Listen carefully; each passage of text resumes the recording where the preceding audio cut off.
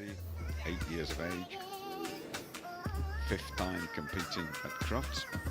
Harriet Harding from Cheltenham, the handler, and looking to make an impact in the medium competition.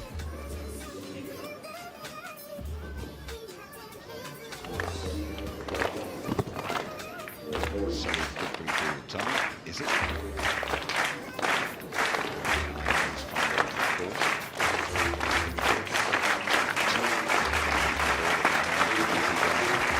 Very good.